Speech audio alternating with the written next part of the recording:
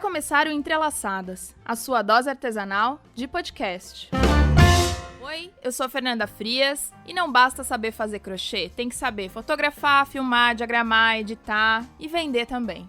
Oi, eu sou a Fátima da Timarte e o meu projeto de vida é ficar rica fazendo apostila e artesanato. Tentando, devagar e sempre. Bom, bem-vinda, Fátima. Muito obrigada por ter aceitado o meu convite. Eu que agradeço ter sido chamada. Obrigada pelas indicações aí das meninas. Imagina, eu agradeço muito você tá divulgando o podcast pras pessoas. Fico tão feliz quando as pessoas fazem isso. Tem que divulgar, né? Porque se a gente não se ajuda, quem é que vai se ajudar, não é mesmo? Pois é. Que bom que você pensa assim. Só convido gente assim daqui pra frente. É isso aí. Bom, antes da gente começar um episódio, preciso dar os recadinhos da paróquia aqui toda semana, porque sempre tem gente nova chegando e sempre tem gente esquecida nesse mundo. Então, primeiro, vai lá, curte, comenta, compartilha. A gente tá no Spotify, SoundCloud, Instagram, Facebook, Twitter e estou subindo esses episódios no YouTube agora na data certa, hein? Olha só, quem diria. Vai lá no iTunes, dá 5 estrelinhas pra gente, deixa um comentário. Isso, por enquanto, não custa nada. Curtida, seguidor, não paga boleto, mas dá aquele up pra gente continuar a fazer conteúdo, né? Exatamente. Um dia, quem sabe, não paga. Ia ser bom, né? Se a quantidade de seguidor pagasse boleto. Nossa, aí eu tava feita. Você tava bem, eu tô indo. Uma hora eu chego lá. Nossas camisetas, tem estampa nova já tá lá vendendo. Por favor, compre as camisetas, elas ajudam também a pagar os custos do episódio, porque custa fazer esse podcast. E eu tô subindo aos poucos as estampas do Agulhas, pra quem tá me perguntando, Fernanda, cadê as estampas que tinham? Calma que eu tô subindo aos poucos, porque sumiram todos, eles mudaram de plataforma, eu tive que mexer em tudo, mas tá indo aos poucos. Agora tem camisetas e ecobags. Logo mais teremos canecas também. Olha! Que maravilha, hein? Adoro, sim, tô adorando firmeza. fazer. Então vai lá, o link tá na bio lá do Instagram. Número Show. 3. O nosso Apoia-se. Por último, Opa. mas não menos importante, na verdade, muito mais importante, queria agradecer a todo mundo que tá apoiando. Muito obrigada às pessoas que já estavam apoiando e que começaram a apoiar depois. Eu estou fazendo um mimo maravilhoso pra vocês. Já mandei fazer, mas sabe como é que é? A gente tá nessa época de quarentena aí, talvez demore um pouco pra chegar. Mas vai vir. Vocês têm que ver o naipe do microfone da Fernanda. Tem que ajudar a pagar esse microfone aí. Não, o microfone já foi pago, graças a Deus. Não Aí temos sim. mais boletos ainda. Não desses, né? A gente tá fazendo novos. A gente... Acaba um, a gente começa outro. Internet também, né? Pois é. Se não fosse a internet hoje, hein? Que a gente... Nossa. Essa quarentena ia estar sofrida, hein? Não, eu não ia ter como fazer episódio, Verdade. gente. Tamo aí fazendo... A Fátima tá sendo mais uma das minhas cobaias. Todo mundo tá virando cobaia. Estamos aqui para isso. Cada vez que eu gravo de um jeito diferente. Não, a gente vou testar de um outro jeito, só pra ficar melhor, porque realmente eu prezo muito pela qualidade desse áudio. E aí, a gente já alcançou a primeira meta e já teve live essa semana, quer dizer, semana passada. Já subi no YouTube, quem perdeu a live tá lá no YouTube. A gente fiz uma live com o Átila, a gente falou um pouco de YouTube, e falamos também de muita coisa. Falamos bastante besteira, foi bem divertido. Vai lá e assiste a gente. E esse mês de abril, vai ter mais uma live com um convidado, mais pro fim do mês, pra comemorar a meta alcançada. Vai lá então no www.apoia.se/podcastagulhas. Ainda tá com o nome do Agulhas, porque tem muita gente que tá ouvindo os episódios antigos, então eu tô esperando um pouco para as pessoas conseguirem me achar por lá. Mas logo vai virar /podcast Entrelaçadas. Se você tá na dúvida, vai lá na minha bio, vai lá tem todos os links estão lá, das camisetas, do Apoia-se, do YouTube, tá bem fácil. Só vai lá na bio, que tem todos os links. Na bio do Instagram, né? Isso, na bio do Instagram. Tem lá, tá tudo lá. E acho que é isso, falei demais já. Bora pro episódio? Bora!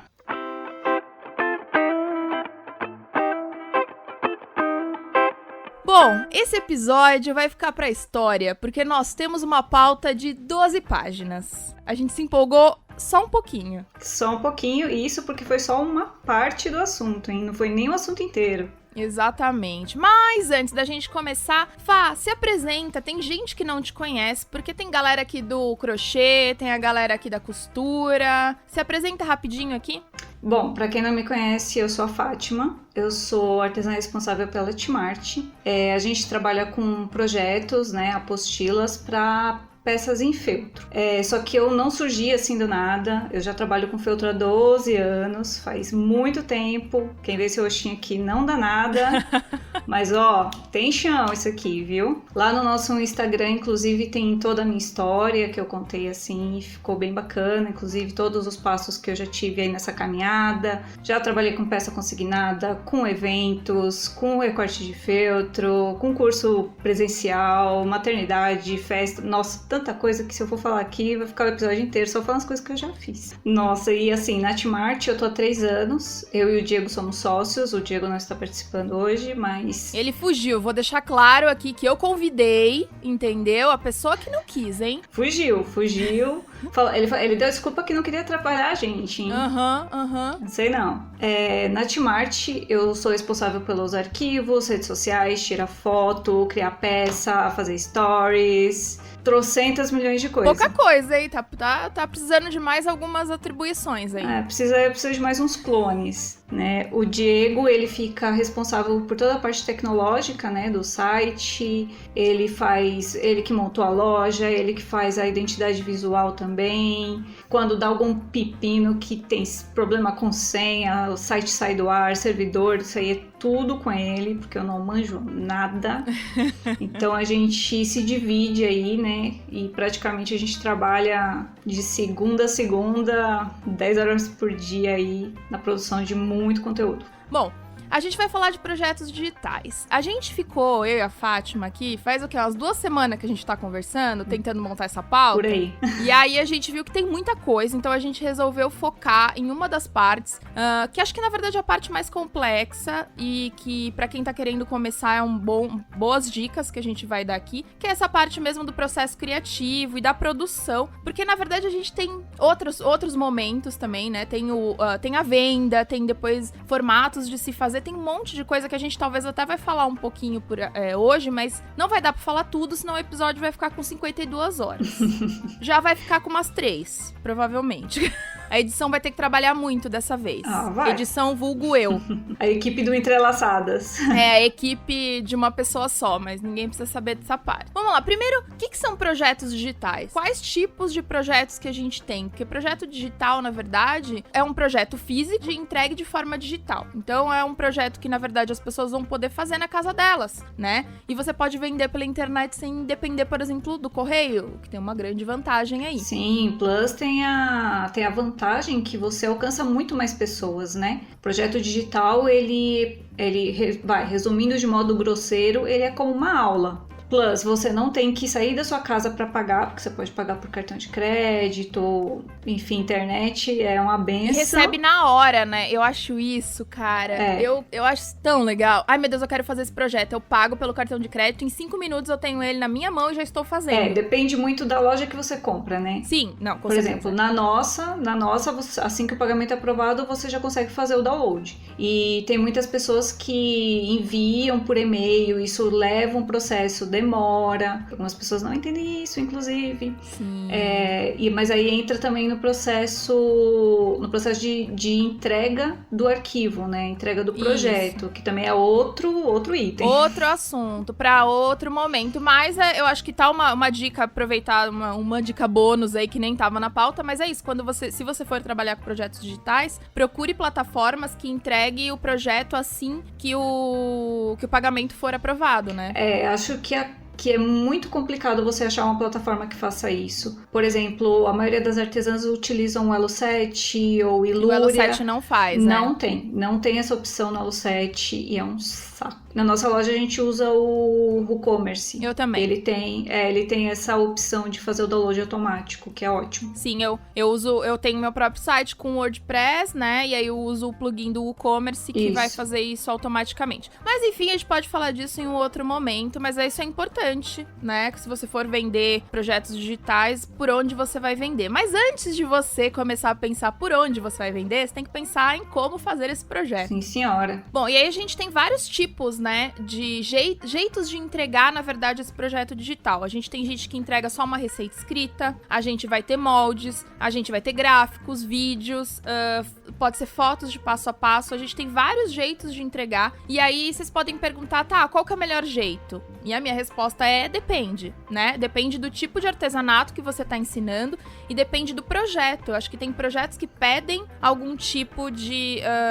jeito de ser entregue. Complemento, né? Exato. Porque, por exemplo, o crochê mesmo, que você deve ter mais afinidade do que eu, você fazer um passo a passo, você fazer uma apostila só escrita, sem noção, não dá. Pois é, exato. Eu acho que assim, até dá, mas a pessoa que compra, ela já tem que saber fazer muito bem. Eu consigo, por exemplo, pegar uma receita escrita normalmente e acompanhar ela, mas eu já faço crochê há muito tempo. Sim. Então, se pega uma pessoa mais iniciante, isso você não tem como ter controle. Quem compra a sua receita, por mais que você escreva, esta receita não é para iniciantes, de repente, é avançado, você não tem controle, né? A pessoa pode comprar e ficar muito frustrada. É claro que não tem como você controlar tudo isso, mas o ideal é que você consiga atender a maior parte das pessoas, né? Sim, verdade. Mas aí eu acho que, na verdade, para isso você vai precisar de experiência mesmo, não só de produção dessas peças, como de também consumir receitas, né? Entender como elas funcionam, e é muito importante você consumir essas receitas antes de você começar a fazer. Você vê como as outras pessoas fazem,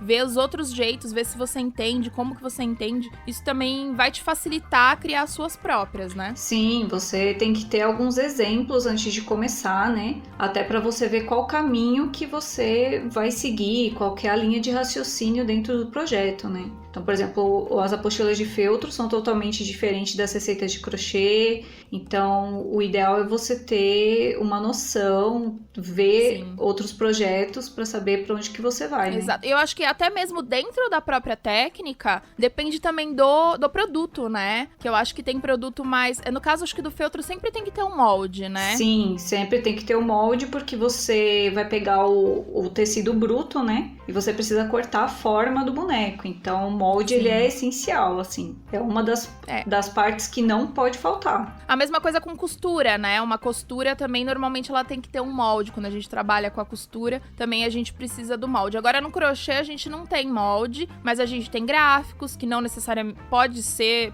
usar gráfico, pode-se não usar, pode-se usar fotos. Eu acho que, por exemplo, o crochê ele é um pouco mais amplo, assim. Você consegue, dependendo do produto que você vai fazer, ele vai pedir um tipo de apostila, né? Exato. Bom, aí a gente entra em outro ponto. Saber fazer uma técnica não significa que você sabe projetar e nem ensinar, porque são coisas totalmente diferentes. Totalmente diferentes. Exato.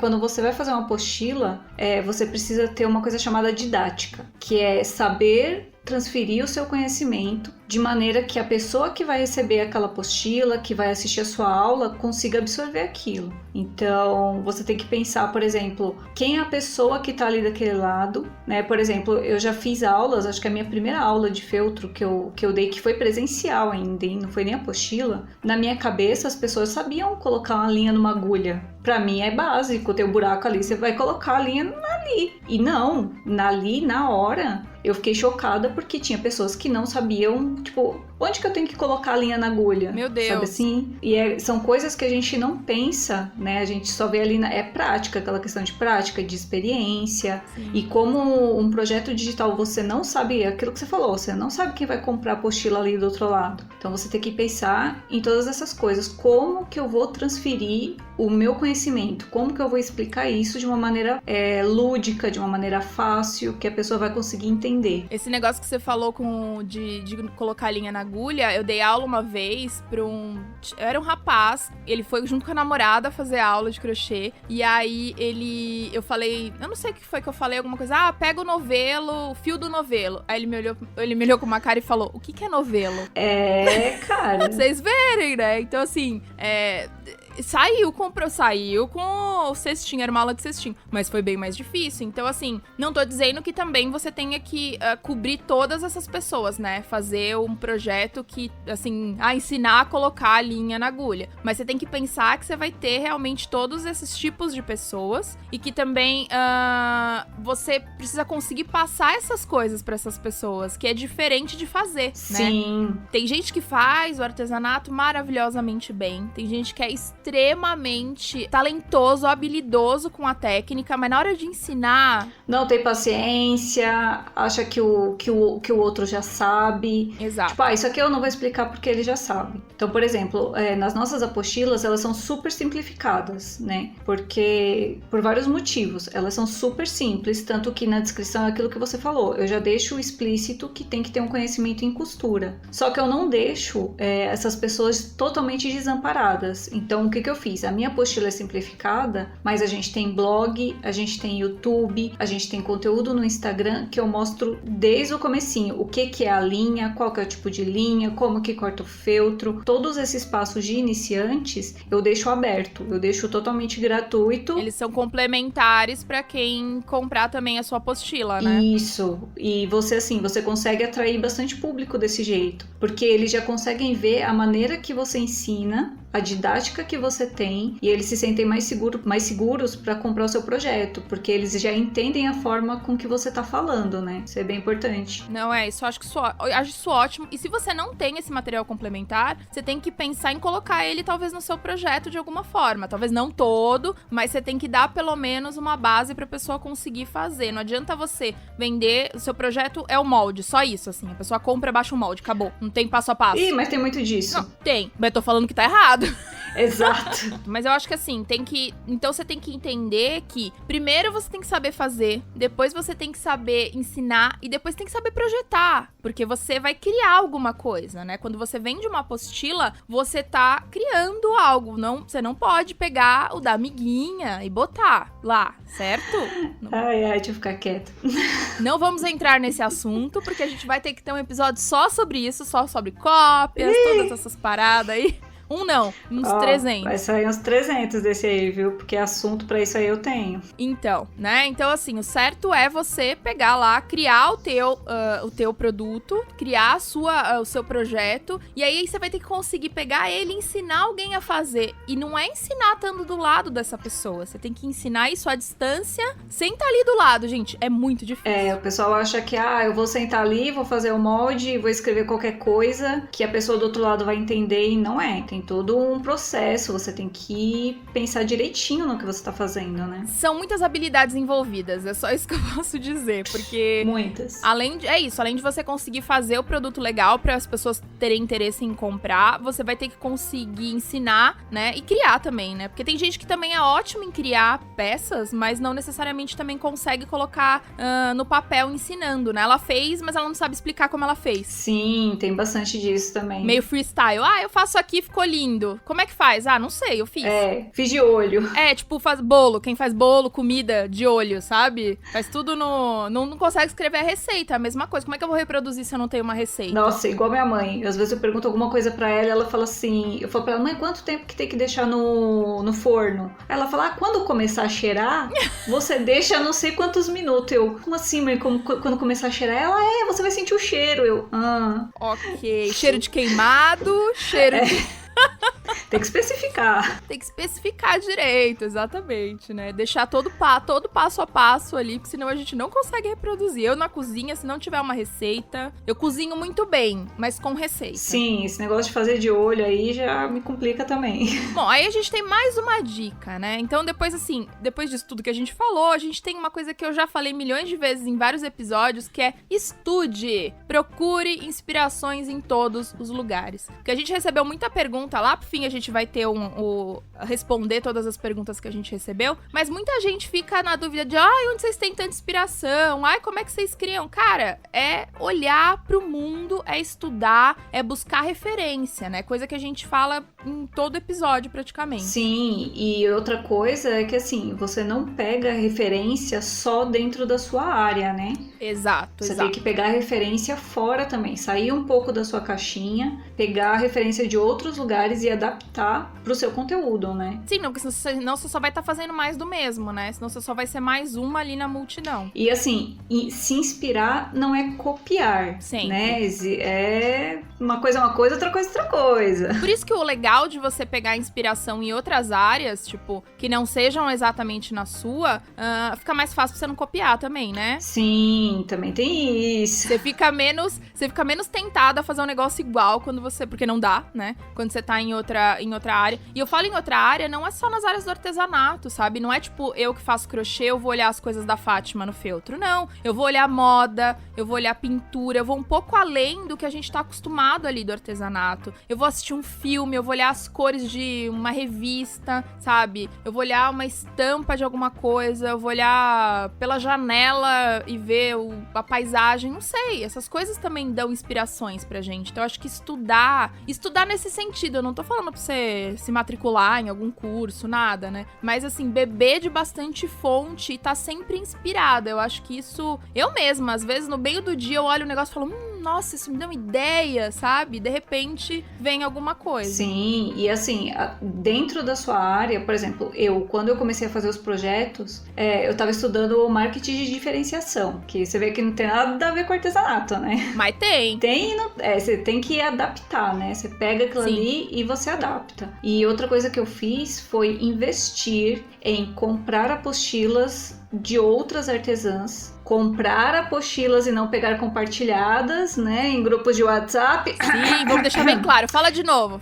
Comprar apostilas das amiguinhas, né, pra gente ajudar as amiguinhas, né. Inclusive, além de se ajudar, porque você vai estar tendo inspiração, você vai ajudar a amiguinha também, a pagar os boletos dela. Sim, e assim, eu comprei algumas apostilas até pra ver como que era a didática de diversas artesãs, aquele negócio que a gente já falou, e além de você se inspirar, você também tem que definir um estilo próprio, porque se você se inspirar e fazer igual todo mundo, é cópia. Tanto que, o que eu fiz? Eu juntei as coisas básicas das apostilas que eu comprei, junto com marketing de diferenciação. Então, por exemplo, não sei em outras áreas, mas dentro do feltro, as nossas apostilas, elas são únicas. Ninguém tem o mesmo formato de apostila. Para quem não conhece ainda, a nossa apostila ela é feita basicamente uma folha só. Em uma folha só tem o passo a passo em fotos, tem o passo a passo em descrição, lista de material, guia de cores ou molde. E esse arquivo, a metade de cima dele, onde tem passo a passo, lista de material e guia de cores, ainda vira um envelope para você guardar o molde. Isso numa folha só. Uau! Tô impressionada.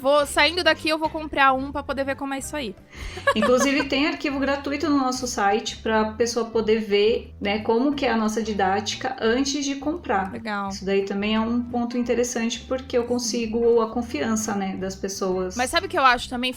Uma dica também pra quem tá começando, aí eu vou falar por mim que tô começando. Assim, eu comecei a realmente a produzir projetos e vender projetos esse ano. Uhum. Então tá muito recente, assim. Eu já fazia projetos, já consumia muito, mas a fazer os meus mesmos pra poder vender é esse ano. E eu acho que tudo bem você não ter isso também de cara, né? Uhum. É um negócio que você vai construindo. Por exemplo, eu fiz eu já tô no terceiro projeto. Eu tô adaptando algumas coisas conforme também vai passando o tempo. Então, por exemplo, você falou essa coisa de ter numa folha só, é muito legal.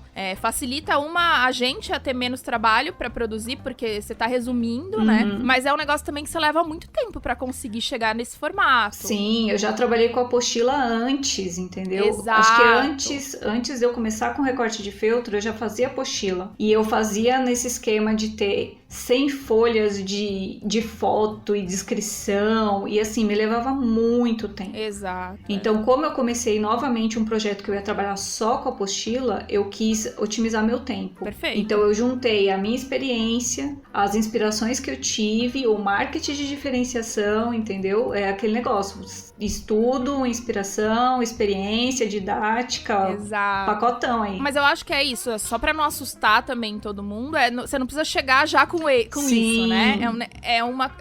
É progressivo isso aí, você vai começar a melhorar com o tempo. Então, também, tudo bem você começar com uma apostila de 20 páginas, sabe? Se você se sente mais segura dessa forma, e se você tá conseguindo passar o que você precisa, ok, sabe? Então, só que aí é isso, talvez isso não se sustente por muito tempo, porque você vai levar muito tempo fazendo essa apostila, e aí você vai ter que vender muito pra poder valer a pena, né? Mas também entra o lance do estilo. Qual que é o seu estilo, entendeu? O meu estilo é mais simplista. Então, não adianta eu, Fátima, querer fazer uma apostila com 100 páginas, porque eu sei que eu vou fazer uma, duas e vou encher o saco de fazer aquilo. Entendeu? E uma coisa que você vai também, com o tempo, vendo a necessidade. Às vezes você enche de foto e depois você vê que as pessoas nem usam, né? Sim. Então, eu tenho minhas receitas, elas têm tem foto ali pra auxiliar, tem gráfico, tem um monte de coisa, depende da receita mesmo também.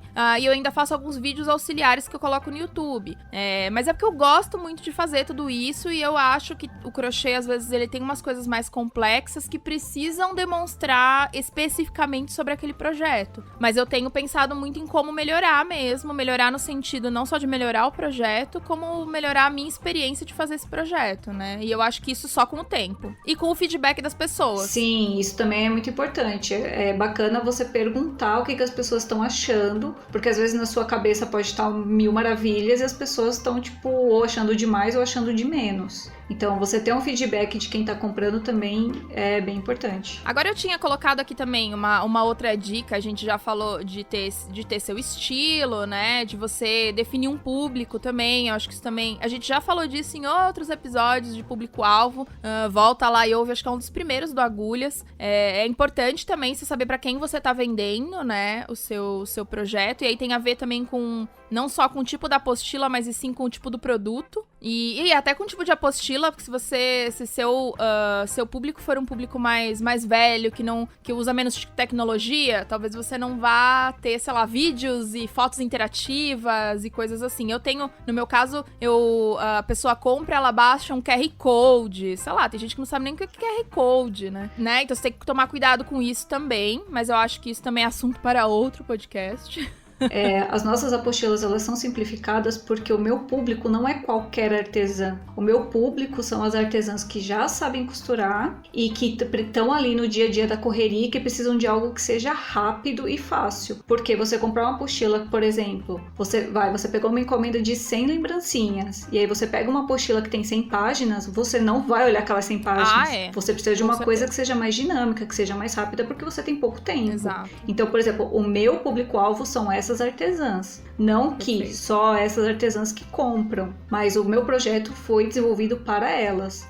E aí eu cheguei a colocar aqui uma coisa que a gente faz muito no crochê, e até a Fátima tava me falando que não se faz no feltro, né? A gente tem muitas testers, né, que são as pessoas que testam a nossa receita. Tem inclusive pessoas que você vê muitas artesãs que fazem, principalmente amigurumi, que eu acho que é o mais complexo, que estão criando um produto e estão à procura de testers. Aí você vai lá e se candidata, ela manda pra você a receita, você faz a receita e dá um retorno pra ela falando, olha, aqui eu não tinha entendido, aqui tem alguma coisa errada, ou aqui falta isso, o meu não deu certo. Mas eu fico pensando que eu acho que é uma ótima dica pra quem tá começando, é pedir pra alguém pegar aquela apostila que você fez e tentar fazer. Sim, no feltro a gente não tem isso. Tanto que você falou, eu falei, nossa, o que é isso? Eu nunca ouvi falar. Mas eu acho que também entra, por exemplo, no tipo de técnica, né? O crochê, ele tem muitos detalhezinhos que se você erra uma carreira ali, o resto do seu trabalho já sai todo torto, né? Eu acho que o feltro, nesse ponto, ele é mais simples. Mas ainda assim, você tem que testar todas as peças antes de você vender a apostila. Sim, mas eu acho, por exemplo, que se você tem uma terceira pessoa testando, é bem interessante, porque você tá ali, você já sabe fazer, né? Foi você que inventou. Então, às vezes não tá escrito, mas você sabe fazer, então você faz. Então, se você passa por uma... Eu acho que assim, pra quem tá começando, é uma ótima dica pedir pra alguém testar, né? Até porque você também vê o lance da didática, né? Exato. Porque a pessoa vira pra você e fala assim, olha, então, essa sua apostila aqui, não sei, essa foto aqui ficou num lugar que eu não entendi que era essa foto, sabe assim? Ou faltou foto, né? Ou, tipo, eu vi a foto, mas não entendi o que é isso, tá muito de perto ou muito de longe, precisava ser um close maior. Eu acho que isso também vai... Porque se são feedbacks pequenos, do tipo, isso podia ser um pouquinho melhor, isso os seus próprios clientes vão te dando. Mas o problema é quando o erro é meio crasso e a pessoa não consegue fazer a peça por conta de algum erro na sua apostila, né? Sim, é bem... Deveríamos ter mais no feltro. Não, mas eu acho que pra quem já tá com bastante experiência, acho que é mais difícil errar. Mas pra quem tá começando, é uma baita dica, né? Ter esses testers, assim. Sim, pega uma amiga que é artesã, falou, me ajuda aqui, vê o que você achou dessa apostila, vê o que você achou do design. Exato. Entendeu? Eu consegui explicar direito, não consegui. Eu acho que isso é muito, muito bacana mesmo.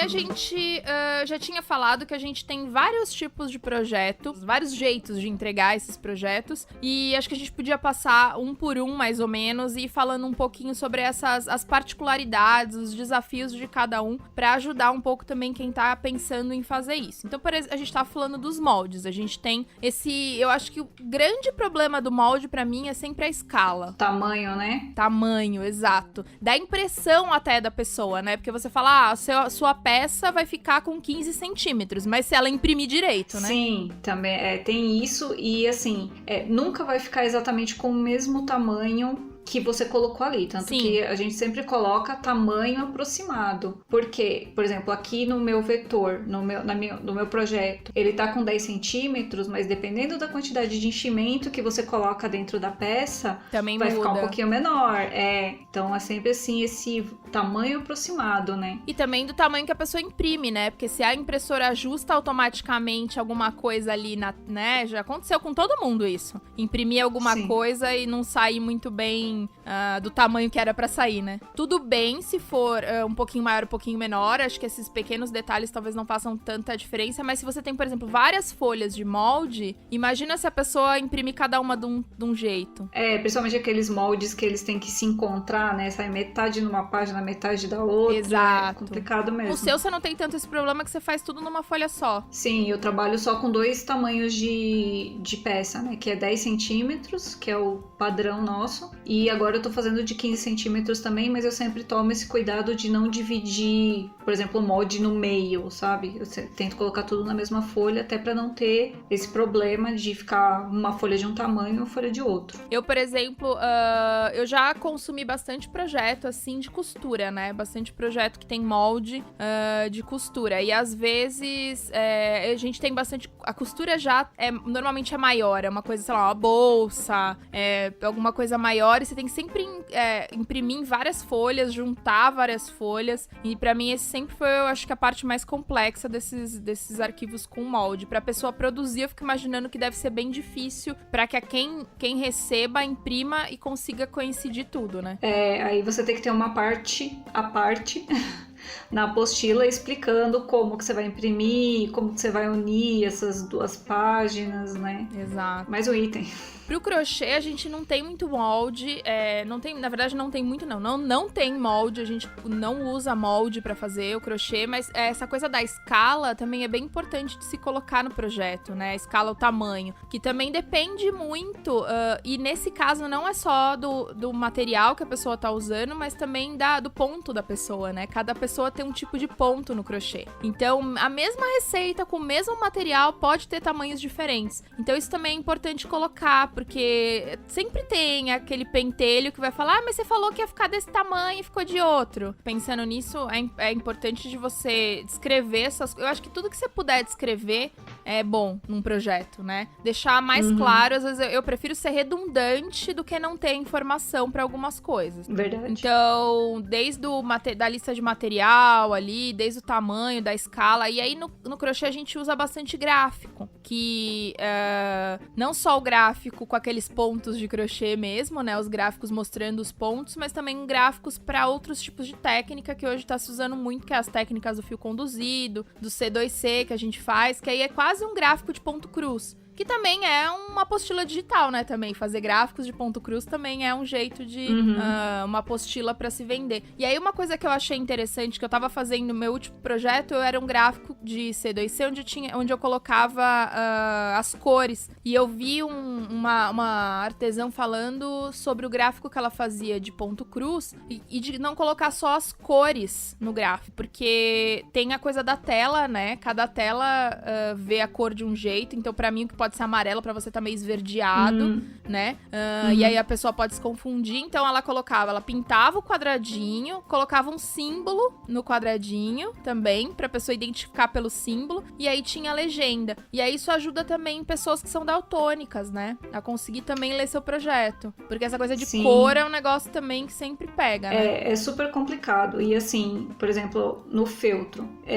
Existe a empresa de feltro X, que tem um catálogo X que a grande maioria usa. E algumas pessoas falam assim pra mim: Fátima, você deveria colocar o nome da cor do catálogo da empresa X. Aí eu tenho que explicar o quê? Na Tmart, a gente vende apostila pela internet, a gente tem cliente em 120 países e cada país tem o seu catálogo de cor, cada país tem a sua empresa de feltro. Eu não posso colocar o nome que está no catálogo da empresa que vende aqui no Brasil. Então esse lance da cor, como que eu faço? Eu coloco a cor básica, escrita mesmo, falou, olha, essa peça aqui é no creme, essa peça aqui é no rosa claro. Só que se você olhar na tabela da empresa de feltro, é rosa, arco-íris, algodão doce, do passarinho amarelo, sabe assim? Eu não posso colocar esse nome. Então eu coloco os nomes mais simples. E na lateral do envelope, né, eu coloco a numeração do catálogo da empresa de feltro do Brasil. Sim. Porque aí eu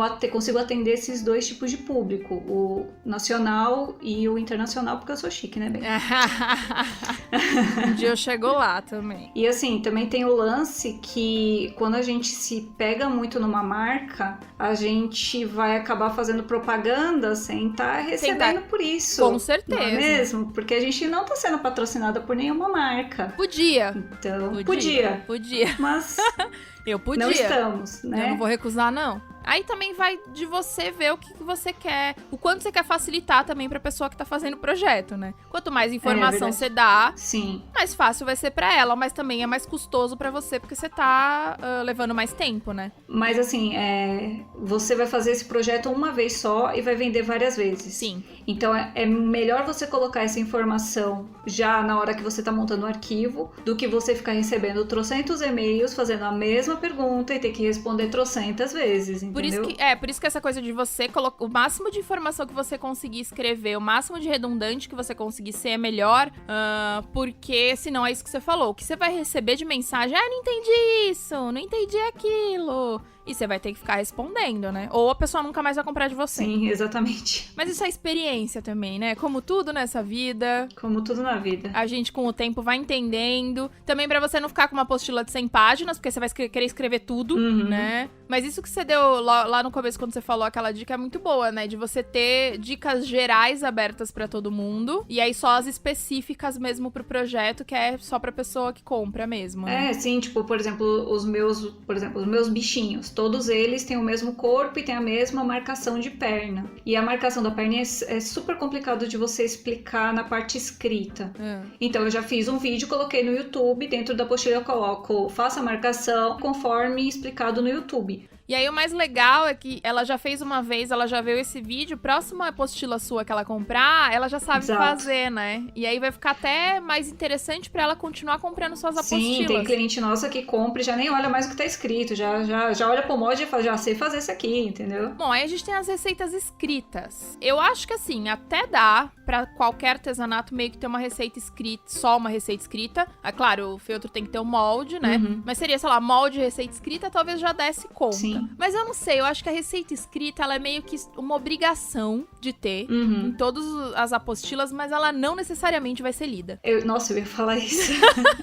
Você pode escrever trocentas vezes a mesma coisa, vai ter gente que não vai ler e vai te perguntar o que está escrito dentro da E apostila. não só isso, às vezes assim, tá lá, eu, por exemplo, eu comprei um livro dos quadradinhos lá, que eu tô fazendo os quadradinhos e tal. Ainda não terminei, preciso terminar isso um dia. Os quadradinhos de crochê tem o gráfico, né? E do lado tem a receita escrita. Normalmente eu olho o gráfico, pra mim é mais fácil de entender pelo gráfico. Só que às vezes eu fico com alguma dúvida, aí eu vou lá na receita escrita. Então, o que acontece? Tem muita receita que eu simplesmente não li essa receita escrita, passei batido, com o gráfico eu consegui dar conta, mas teve uma ou outra que eu fiquei com uma certa dúvida ali no gráfico, aí a receita escrita me tirou a dúvida. É que, na verdade, serve um tipo de linguagem vai servir de apoio pro outro. Exato. Tem gente, por exemplo, que olha pro gráfico e não entende nada, só vai entender a parte escrita. Então, como você não sabe quem é que tá comprando sua apostila, você tem que dar opções para ela. Na nossa apostila eu tenho o passo a passo com fotos, tenho o passo a passo escrito e ainda tem o YouTube com vídeo. Então, assim, Perfeito. você não entendeu o que tá escrito? Tem foto. Você não entendeu nem o escrito nem foto? Tem vídeo. Perfeito. Eu acho que é assim que tem que ser mesmo, sabe? É por isso que é bem trabalhoso fazer projeto, porque você tem que cobrir todas essas áreas. Eu comprei uma vez uma receita de uma artesã famosa aí do crochê, não vou falar nomes, mas eu comprei e era só um vídeo. Só, ponto. Tudo bem, realmente, com vídeos é o mais completo de todos, certo? Pensando assim. Mas assim, eu já sei fazer a porra do crochê. Eu não quero ficar vendo você fazer o vídeo. Eu quero só uma primeira carreira, segunda carreira. Porque eu não quero ficar tendo que olhar pra um vídeo, né? Se eu sei fazer. Então, se ela tivesse um escrito, assim, bem básico. Primeira carreira aí, segunda carreira aí, aquilo. Eu pegava aquele papel, ia sentar na minha rede. Ia fazer o que eu comprei dela. Só que eu tive que ficar assistindo o vídeo. Olha só, anotando a receita. Porque pra mim era mais fácil. Anotei a receita. E aí depois fui fazer, sabe? Então eu achei falta de tudo bem. Talvez ela queira ter tido menos trabalho, foi fazer só o vídeo. E o vídeo realmente, eu acho que de todos esses modos de se entregar, é o mais completo. Mas é isso, quem já sabe fazer, não quer ver. Eu acho que quando você faz um projeto, você tem que ter muito isso em mente. Esse lance de um material complementar o outro, porque você vai ter várias pessoas do outro lado e você não sabe qual a linguagem predileta delas. Exato. E não é nem só predileta, é a linguagem que ela entende às vezes. Você falou o gráfico de crochê. Tem gente que olha aquele gráfico e não consegue entender lhufas. É só você pensar quando você tava na época da escola, que você tinha aquele professor chato que enchia a lousa de escrita e a aula não passava de jeito nenhum. Pois é. E você tinha aquele outro professor que trazia uns slides, que fazia pergunta, que fazia brincadeira. Você tem que saber mesclar. Isso é didática. É, exatamente. E aí tem os vídeos, né? E aí eu acho que os vídeos, foi o que a gente tava falando, é a parte mais completa, mas também é mais difícil de se produzir. Nossa, né? Super difícil. Jesus! Só quem já fez vídeo sabe do que a gente tá falando. É, não é só o vídeo, também não é só a edição. Porque quando você faz um vídeo de passo a passo, você tem que pensar do jeito que você vai fazer e do jeito que a pessoa vai assistir. Exato. Por exemplo,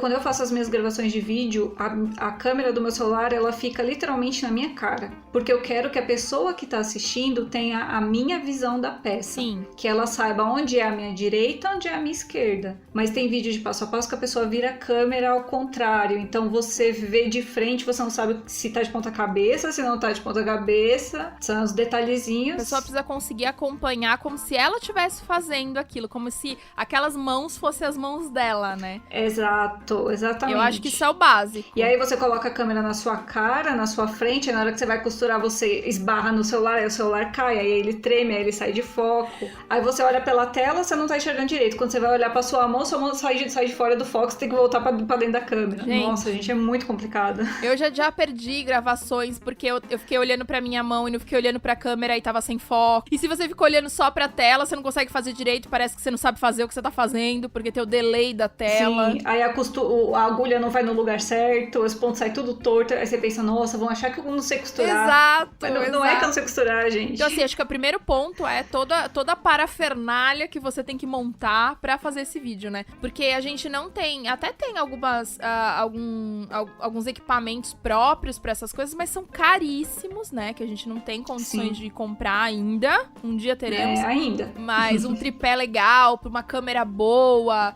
um monitor, pra você conseguir olhar pro monitor e não pro visor da câmera. Isso é o meu sonho de vida. Eu vou te falar como foi o meu primeiro tripé, dos meus primeiros vídeos que tá lá no YouTube. O meu tripé sabe aqueles potes de batata?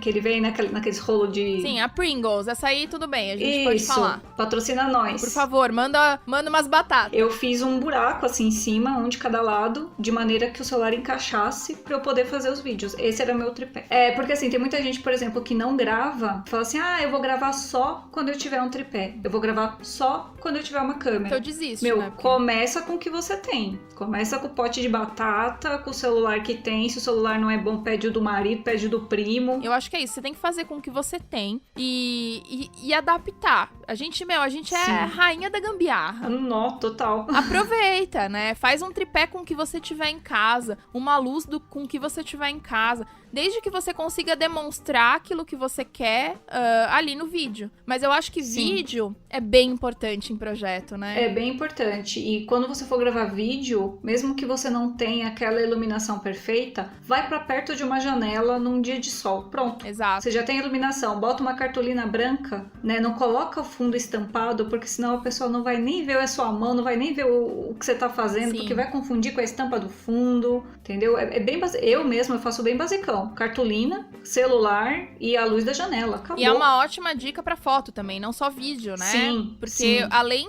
a gente falou da receita escrita, e a receita escrita, ela tem que vir acompanhada de algumas fotos, né, gente? Pelo amor de Deus, né? Essas receitas que eu comprei, que era só escrito, nunca mais eu comprei nada dessa pessoa, porque eu acho que... Você tem que dar um descanso pro olho, um descanso pro cérebro também, né? Não, e você precisa conseguir enxergar como tá ficando, porque você pode até saber fazer, você vai lá fazendo. Com uma foto, você vai conseguindo se guiar pra saber se você tá fazendo certo. Sim, é colocar a explicação escrita, a foto daquela explicação. Exato. Outra explicação, outra foto, outra explicação, outra foto, outra explicação. Eu acho que esse é o básico, né, de uma receita. Eu fico pensando que, por exemplo, o vídeo, ele é muito legal, mas ele também não é essencial pra toda a técnica, não é essencial pra todos os projetos. Eu gosto de fazer o vídeo porque eu explico muito melhor eu falando do que eu escrevendo. Então eu escrevo o básico bem, só o que precisa ser escrito, e deixo a minha explicação melhor pro vídeo. Mas aí também porque eu tenho mais facilidade já com o vídeo, já gravo, já sei editar. Agora, se você não consegue, então faz um bom passo a passo com foto, que tá ok, né?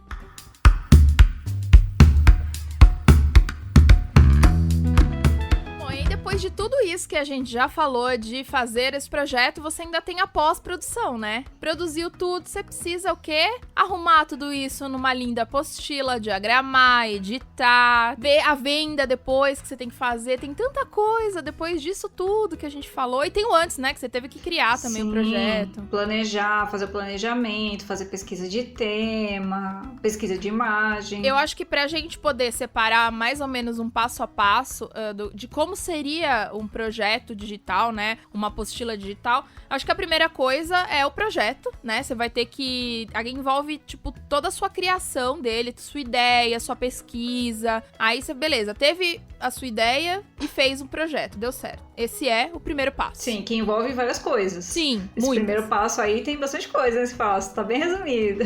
Inclusive, dá pra fazer um episódio só sobre o primeiro passo. Aí você tem o segundo, que é essa produção. Beleza, eu já tenho o meu projeto pronto, já fiz aqui a minha peça piloto e agora eu vou ter que ensinar as pessoas. Aí é isso que a gente falou, é escrever, é fotografar, é fazer o vídeo, é fazer um gráfico, é fazer o molde, toda essa produção do material que vai ser vendido. E depois dessa produção de tudo, você tem essa pós-produção que eu tava falando, que é o editar tudo, diagramar tudo. Sim, você tem que pensar na estética do seu arquivo, né? Exato. Quanto mais bonitinho, melhor. Quanto mais legível também, se a pessoa vai conseguir ler aquilo, o tamanho da fonte, que fonte que você tá usando. Então você tem que pensar nessa parte toda de diagrama, na parte gráfica mesmo do seu projeto, né? As fotos, se ela tá nítida, se dá pra entender o que você quis mostrar. Muitas vezes, por exemplo, eu fiz um projeto, um dos últimos projetos que eu pus pra vender, que era o abacaxi, e o fundo dele todo é cru, e a minha mesa é branca. Nossa. Não dá pra fazer foto com o fio cru no fundo branco, né, gente? Não dá pra ver. Então, o que eu fiz? Eu fiz na amostras com outra cor pra mostrar o que eu queria dizer. Ou mudar o fundo da mesa, né? Ou também. muda o fundo. fundo. Por isso que é importante ter várias cores de cartolina. Eu uso muito cartolina pra fazer fundo. Então eu sempre tenho a branca pra todas as peças. E quando é foto branca, eu uso uma creme. Ou até o preto, às vezes, dependendo que se você precisa que a pessoa veja algum Uma detalhe, cor mais escura. ter um fundo que contraste. Não adianta só tirar fotos, tem que ser uma foto que dê pra entender o que tá rolando ali, né? E aí você vai ter edição do vídeo, se você fez vídeo, né? Que precisa do mínimo de edição. Você também não precisa uma edição de Hollywood, né? Dá pra ir com calma, mas um mínimo de edição pra pessoa não ficar também vendo um negócio às vezes muito maçante, você fazendo, às vezes acelerar um pouquinho quando é uma coisa que a pessoa já sabe fazer, né? Não sei, tem vários, a gente pode falar um dia também só sobre edição de vídeos, mas tem vários truques pra você fazer um bom tutorial. Sim, por exemplo, no feltro. Se eu tô mostrando como que eu costuro e encho a cabeça, eu não preciso mostrar como costuro e encho um corpo, que é a mesma coisa. Eu já tenho que ter essas peças previamente prontas pra você dar uma acelerada no vídeo. Porque o vídeo também não adianta você ter um vídeo de 1 hora, é a mesma história do textão, né? Mesma coisa. Se você já mostrou como faz a cabeça, você não precisa mostrar como é que você vai costurar o corpo, sendo que você usou o mesmo ponto e encheu do mesmo jeito. Depois disso, você ainda tem essa parte de teste, que a gente falou que pode ou não ser feito, pode ser um dos passos, né? E aí depois você tem o último passo, que é a divulgação e venda, que é a parte mais importante. Quer dizer, não é a mais importante, mas é bem importante. E também não é a última, né? Porque tem a pós-venda também. Ah, sim, mas aí, gente, Senhor da glória, pós-venda é um negócio... Tá aí um bom tema de episódio, hein? Pós-venda. Por exemplo, na parte da venda, se você vai fazer uma pré-venda, que tem bastante gente que faz isso, né? Você faz uma pré-venda e você faz o projeto durante esse período de pré-venda. Eu não gosto particularmente. Eu gosto, sabe por quê? Me dá pressão, aí eu faço.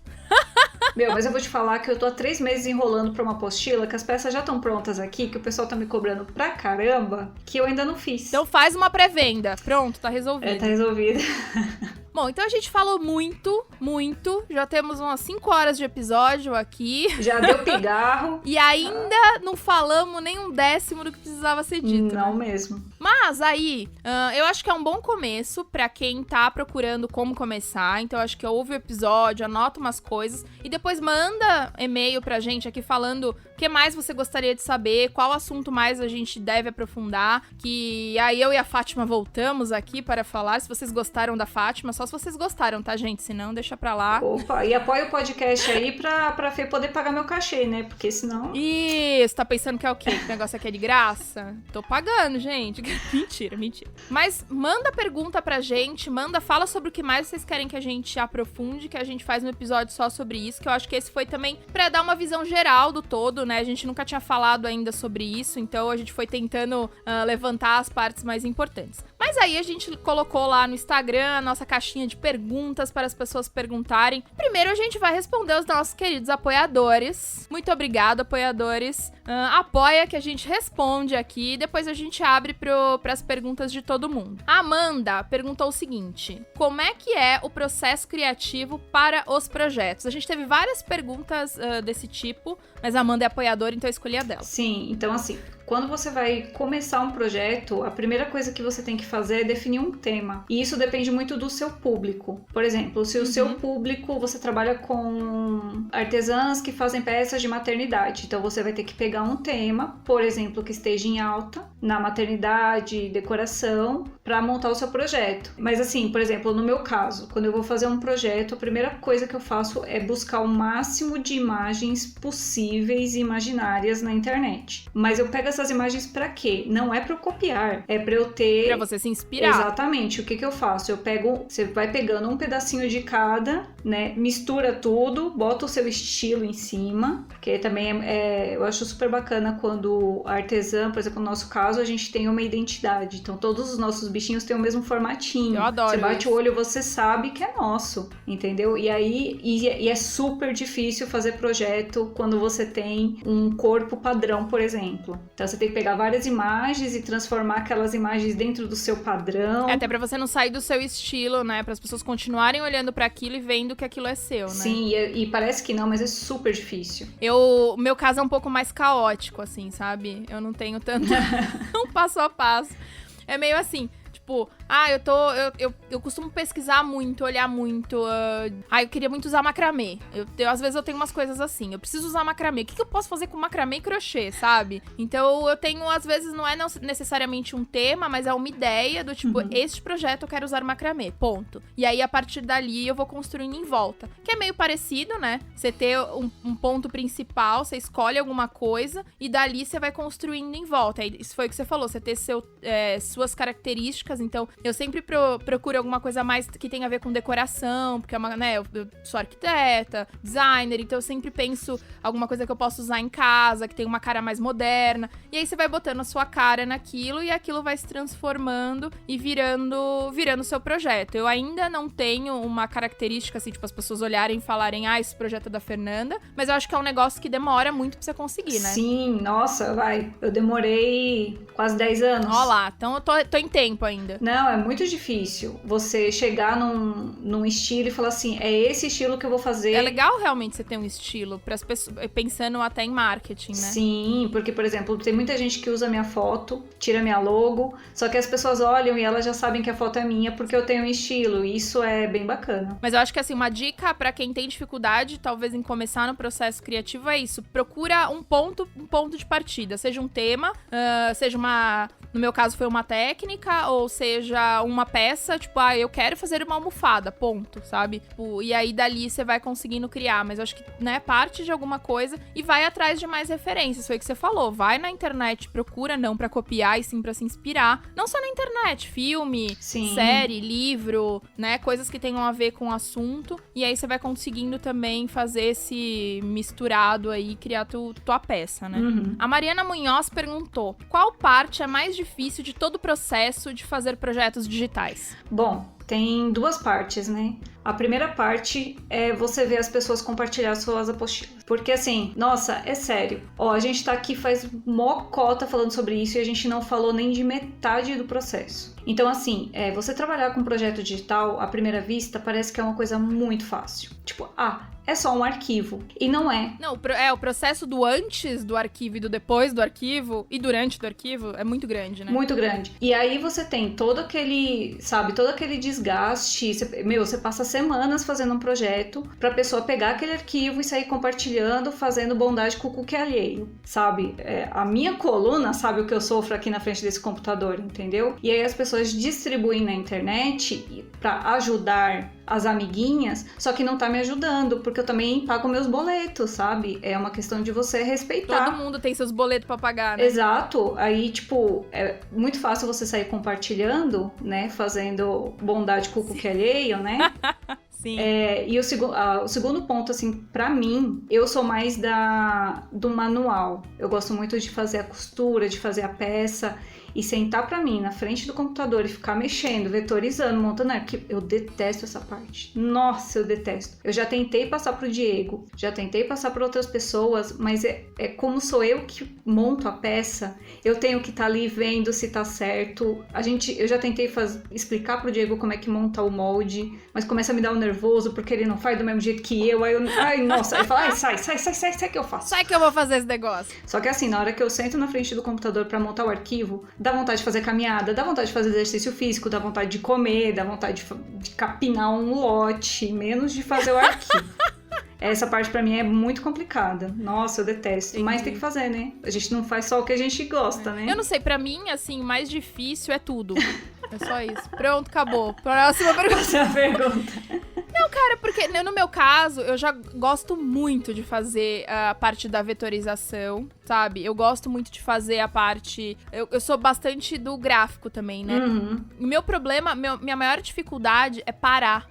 Porque eu fico ali, e aí eu fico colocando e melhorando, e colocando mais coisa, e não, agora eu vou fazer mais um vídeo, e eu acho que ficou faltando uma foto, então eu vou refazer o projeto, porque não... Entendeu? Entendi. Pra mim, o mais difícil é falar, chega, Fernanda, bota esse negócio pra vender logo, porque... Por isso que a história da pré-venda pra mim funciona bem, porque se deixar, eu vejo, nossa, mas assim vai ficar muito melhor, sabe? Quando eu já tô lá no fim, já tô editando o vídeo, quase colocando no YouTube, eu falo, puxa, mas e se... Nossa, sabe? Aí você não termina nunca. Mas assim, todos os processos são difíceis. Todos. Né? criar não sai do nada, eu não cago o projeto, sabe? Não é assim. Se fosse assim, ia ser tão fácil. Né? Mais ou menos que o meu intestino não é muito bom, não, mas vamos lá. Próxima. Mas assim... Mas eu acho que não é... As criações não saem do nada. E às vezes você tem ideias maravilhosas que nem sempre dão certo. Você começa a fazer e desiste porque vai dar muito trabalho, não deu certo, né? E aí, depois de todo esse processo, você vê suas apostilas rolando pela internet. Pois é. E aí te dá um desânimo, dá vontade de você parar de produzir, etc, etc, etc. Bom, vamos lá. Esse é assunto para outro dia. Patrícia Alves perguntou aqui, como cobrar por um projeto digital? Aí você vai lá no episódio de precificação. Do Agulhas. Gente, é muito complexo, principalmente essa parte do digital, porque não é como uma peça pronta. Porque assim, a peça pronta, você vai calcular a sua hora de trabalho, você vai calcular o seu material, você vai calcular trocentas coisas para uma peça só. O projeto digital você vai fazer uma vez, você vai ter todo esse trabalho que a gente falou, mas você vai vender por anos, se você quiser. Sim. Né? Então assim, você vai ter um trabalho uma vez e vai vender sempre. Então calcular esse preço, esse valor é muito difícil. Eu acho que não tem nem muito uma regra, né? Não, eu acho que não. Assim, por exemplo, no meu caso, quando a gente começou a fazer a apostila, a gente pensou não só em pagar nossas contas, mas também em ajudar quem estava comprando. Porque a gente sabe que o nosso público, quem é artesã, não vai pagar 70 conto num projeto. Uma ou outra... Não vai, até porque...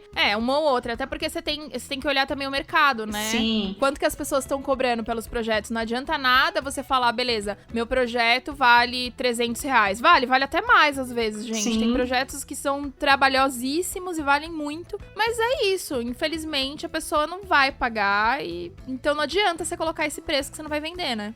Você vai ter que ver o seu mercado, né? Quanto que os seus concorrentes estão cobrando pra você ficar ali mais ou menos na mesma faixa, dependendo, por exemplo, do número de peças que tem a sua apostila, da complexidade também da peça que você tá montando. Mas eu acho que, assim, no final das contas, não dá muito... Eu acho que é importante, de qualquer forma, você calcular o seu tempo de projeto, até pra você saber quantas apostilas você precisa vender pra pagar o teu custo, né? Porque não é isso, não é a primeira apostila que você vai vender que vai pagar o teu custo. Aliás, muito longe disso. Muito longe disso. Né? Mas é importante até pra você depois... Eu acho que você vai conseguir ter uma noção melhor do quanto isso tá realmente te dando um retorno com o tempo. O quanto de apostilas você consegue vender pra ver se realmente tá valendo a pena aquele valor, né? Sim, e por exemplo, esse valor que a gente cobra nessas apostilas avulsas é porque é um arquivo, como eu falei, de uma folha só. Ele é simples, né?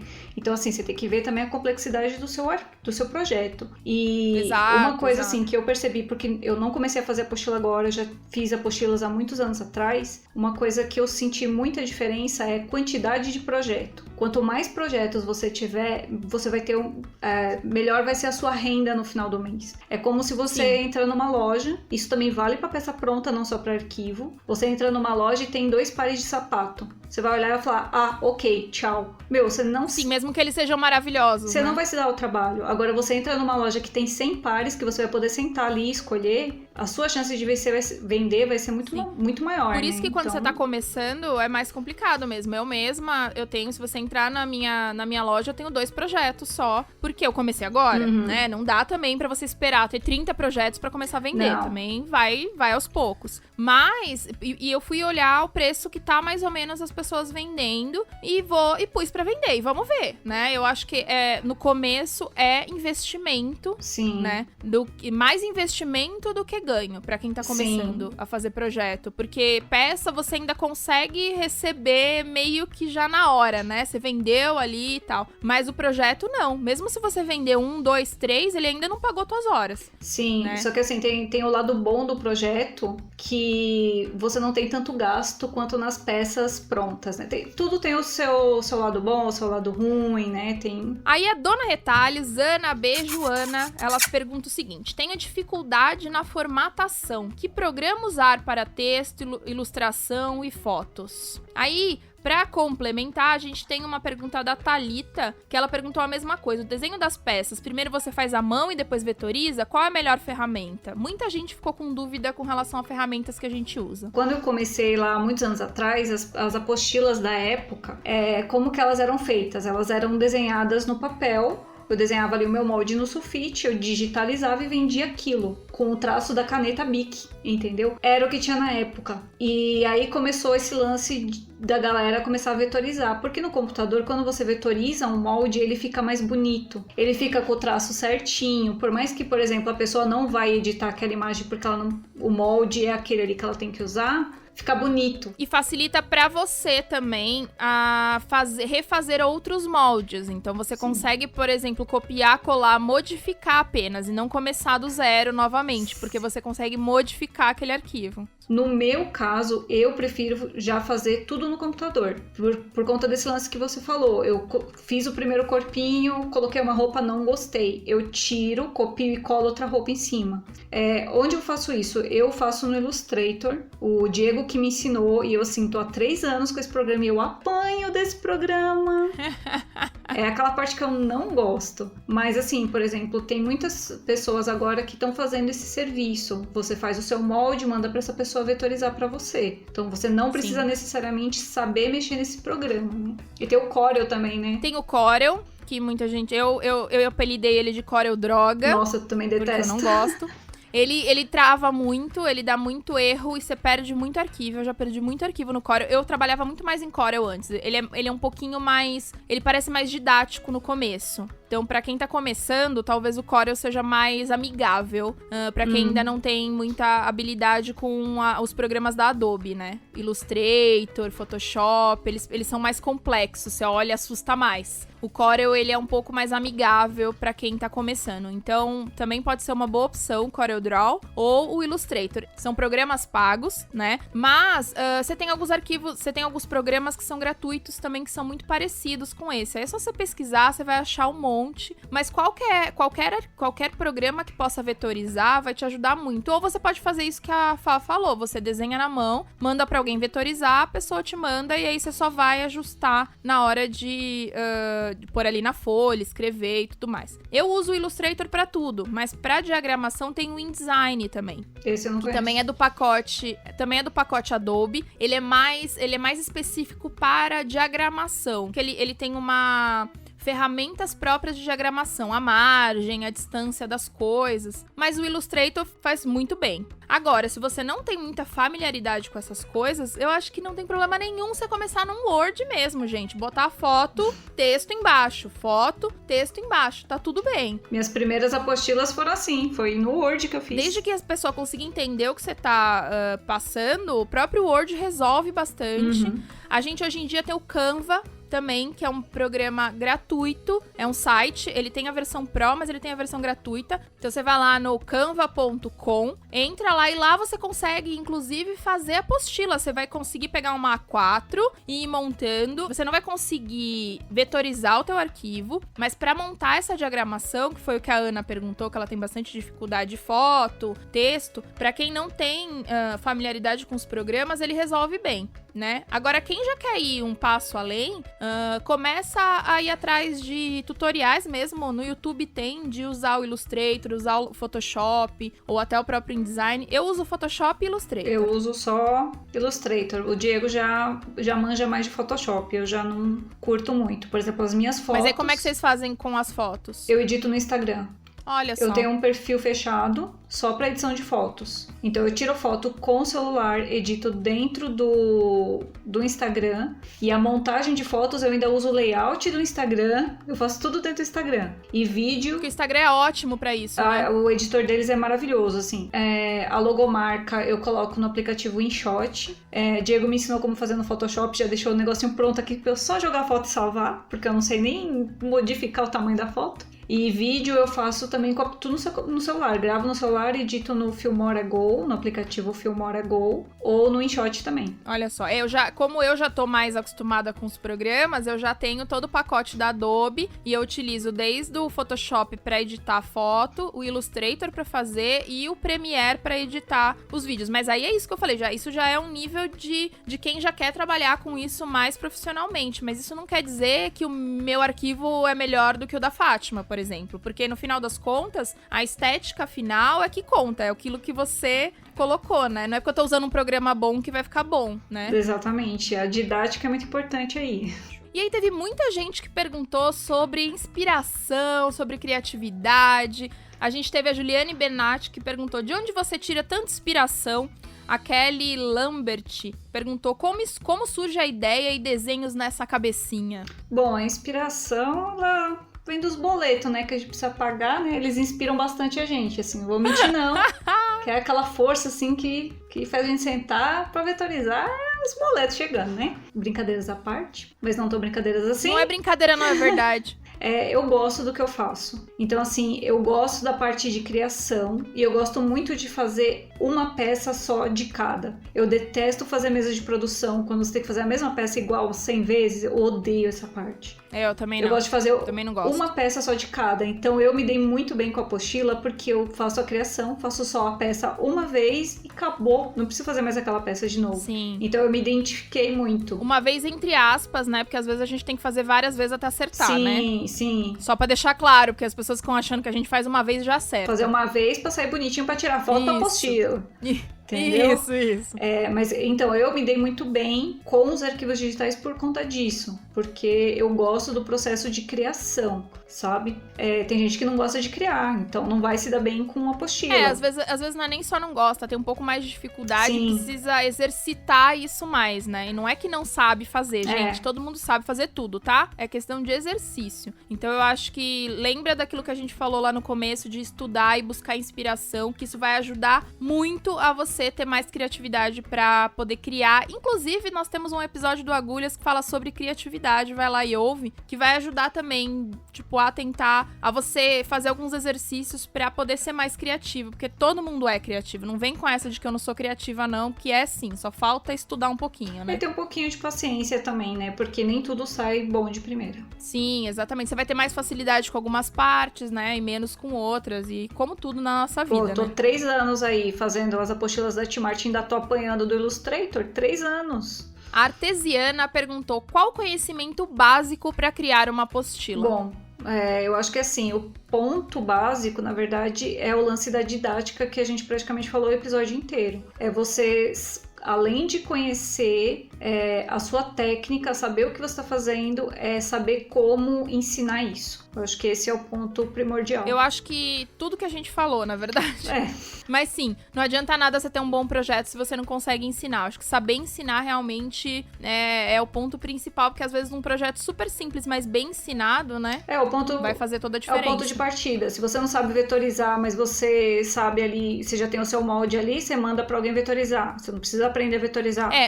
Acho que é uma das coisas que não dá pra terceirizar, né? É a didática. É a didática. Exatamente. E é isso, gente. A gente conseguiu falar tudo, mas não falou tudo. Olha só que maravilhoso. Aguardem mais 358 episódios sobre o tema. Vixe. Bom, e depois de tudo isso que a gente falou, a gente ainda vai dar mais dicas pra vocês, porque a gente gosta de fazer episódios de 5 horas aqui. Não somos sertanejos, mas a gente merece um episódio maior. Não é? Isso aí. E aí, dicas do que assistir, ouvir, ler. E aí, Fá, o que você tem assistido que você poderia dar dica aí pras pessoas? Cara, como eu já falei demais, eu vou dar só uma dica, entendeu? Já falei muito. Eu vou dar uma dica de uma série que eu tô assistindo. Eu já assisti uma série da Netflix. Eu já assisti a primeira temporada, terminei a segunda agora, que é o The Circle. Ah, eu não vi ainda. Cara, é muito legal. Primeiro porque, assim, eu meio que esqueço desse cenário apocalíptico que estamos vivendo. Sim. Em abril de 2020, caso você esteja escutando do futuro. Caso você seja do futuro e nós já estamos curados, esperamos. Vivos, inclusive. Vivos também, isso é importante. E assim, esse é basicamente um Big Brother, mas é um jogo onde tem muito a ver com a quarentena que a gente tá passando agora, né? Que os participantes ficam cada um em um apartamento, eles não se veem e eles só podem interagir com a rede social do The Circle. Então, eles têm que escolher a foto deles, eles colocam a descrição, eles se mostram do jeito que eles querem se mostrar. Uhum. Tem muito perfil fake, e aí eles se avaliam, eles se bloqueiam. E assim, eu achei muito bacana. A primeira temporada é dos Estados Unidos, ela é super legal, mas a do Brasil, que é essa segunda temporada, é muito, muito, massa. Tem umas treta que é muito louca, adoro. Ai, o povo que adora umas treta, né? Ei, beleza. Eu acho bacana porque, assim, você consegue ver muito na prática o que acontece quando, por exemplo, você mente nas redes sociais, quando você não é vulnerável. Aquela vida perfeita de Instagram, né? Você vê que aquilo ali não tá colando muito. E, por exemplo, quando você não é um usuário muito ativo nas redes sociais, que as pessoas, elas acabam te esquecendo e param de te seguir. E aí no programa, você é bloqueado quando você não interage com os outros, sabe assim? A pessoa fala, eu não tive interação com essa pessoa, então eu vou bloquear ela. Caramba. E assim, eu achei super legal porque não só pelos nossos perfis pessoais nas redes sociais, mas como os nossos perfis profissionais. Porque, por exemplo, às vezes a gente some das redes e os nossos seguidores esquecem que a gente existe. Sim. E aí você só aparece na hora que você quer vender alguma coisa. Então a pessoa vai olhar pra você e falar assim, pô, tô há 3 meses te seguindo e agora que você quer me vender um negócio, sabe assim?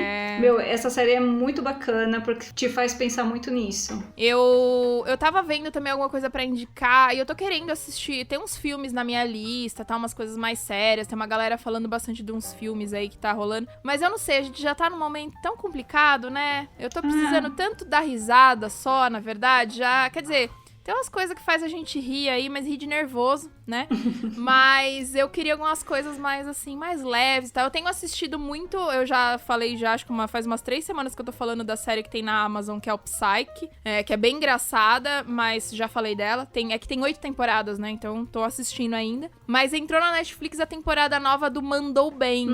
Essa eu não conheço ainda. É muito engraçado. Eu acho que eu já falei em algum episódio, que é os de confeitaria, que eles pegam, assim, uma galera que não cozinha, não cozinha nada, uma galera que só faz as coisas bem ruins. E os desafios normalmente são, assim, pra fazer um bolo esculpido com não sei quantas camadas em meia hora. Então, meu, é muito engraçado. Você ri da desgraça do outro, realmente, mas é muito engraçado. E a apresentadora é engraçada, sabe? E acabou de lançar a 4ª temporada no Netflix. Eu vou assistir ela hoje, com certeza, porque as outras 3 temporadas são bem engraçadas. E tem a americana, tem acho que mexicana, tem espanhola, tem alemã, tem francesa. Nossa. Tudo no Netflix. Então, e é rapidinho, sabe? São aqueles episódios rapidinhos pra assistir. E é muito engraçado, porque sai cada coisa, assim, sabe? É muito bom, assim. Eu acho que assistir séries leves que vão te trazer pra cima no atual cenário que a gente tá vivendo é a melhor pedida.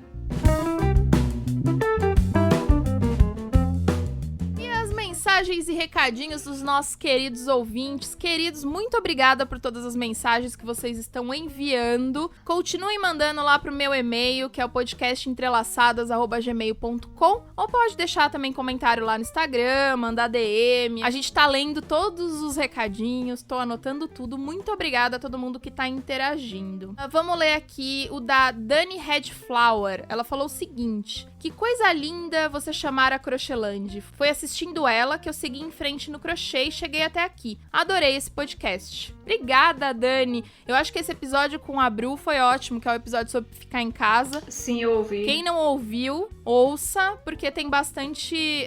não é sobre ficar em casa, não, é sobre trabalhar em casa, mas tem a ver, né? Nossa, foi muito bom mesmo, assim, ela deu umas dicas super bacanas. Agora aí quem não trabalha com artesanato e tá de quarentena, dicas ótimas. Exatamente, acho que... Porque a gente já tá mais acostumado com essa vida de ficar em casa. Então a gente já tá sabendo ensinar os outros agora. Verdade. Finalmente chegou a nossa hora. A Ângela falou o seguinte: estou escutando agora o podcast, estou adorando. Eu sou apaixonada por estampas, principalmente as bem coloridas. Mas devo confessar que a minha paixão são as bolinhas. Tenho de muitos tamanhos, tipos e cores, e sempre que vou à loja e vejo uma nova, eu peço meio metro de cada. Ela tá falando do último episódio que a gente falou de estampas. E você, como é que é com as estampas, Fá? Nossa, eu tenho o meu guarda-roupa aqui atrás, aqui do ateliê, ele é lotado de feltro estampado e eu não uso pra nada. Nossa, porque é verdade. Os bichinhos que eu faço não levam estampa. Só que eu acho as estampas tão lindas e eu sempre compro. E aí eu tenho um monte de estampa que eu não uso pra nada. Fica aqui, eu só fico olhando pra elas. Mas algumas eu uso pra fazer fundo de foto. Ah, Ah, olha, uma boa ideia, né? É muito legal porque você tem a mesma textura, né? A textura do feltro com feltro e estampinha. Legal. Eu tenho... Bom, eu amo tecido estampado e bolinha realmente, né, gente? Bolinha é tudo de bom. A bolinha é clássico. Super, exato. Não tem como errar, né? Não tem. A Atelier Oslage falou o seguinte: olha isso, toda semana ela me mandou um print de uma mensagem que ela recebeu, vou ler pra vocês. Que é sobre parcerias, que esse assunto aí, gente, vai render ainda, né? A pessoa mandou pra ela falando assim: então, amor, geralmente, chamou de amor, já lascou, hein? Só queria dizer isso aí. Então, amor, geralmente as minhas parcerias funcionam por permuta. As lojas me enviam os produtos e eu divulgo o tempo que quiserem nos stories, no feed e crio também um destaque para deixar tudo salvo e em evidência no perfil. Assim, novos seguidores também conhecem a marca, a loja. Aí ela respondeu, hein, gente? Ela respondeu. Agradeço, mas meu objetivo é comercializar as peças e não presenteá-las em troca de seguidores. Boa semana.